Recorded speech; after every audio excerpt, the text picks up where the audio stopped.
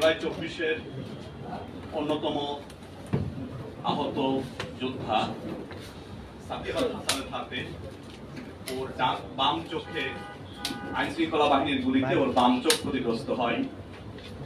তাকে আর্থিক সহায়তা দেবেন আমাদের প্রধান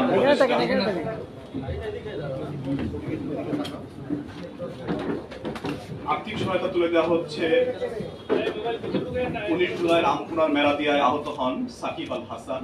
সাকিব আল হাসানের বাম চোখ ক্ষতিগ্রস্ত হয় আইন শৃঙ্খলা বাহিনীর গুলিতে। দীর্ঘদিন সে আব্দুর রহমানকে আসবার জন্য অনুরোধ জানাচ্ছি। আব্দুর রহমানের ডান পায়ে আইন শৃঙ্খলা বাহিনীর গুলিতে গুরুতর আহত হয়। অ্যাডভোকেট রুহুল কবির রিজভী ভাই আহত আব্দুর রহমানের হাতে আমরা বিএনপি পরিবারের পক্ষ থেকে আলামিনকে আসার জন্য অনুরোধ জানাচ্ছি। আলামিন 4 আগস্ট খিলগাঁও চৌরাস্তায় আইন শৃঙ্খলা বাহিনীর গুলিতে আহত হয়।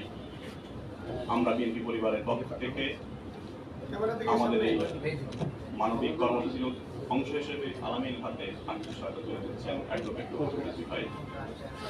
মোহাম্মদ শরীফ ও আহত করে উঠতে কষ্ট হচ্ছে, ওর পক্ষ থেকে আলামিনী ওর পক্ষ থেকে মোহাম্মদ শরীফের পক্ষ থেকে আলামিন রিসিভ করছে।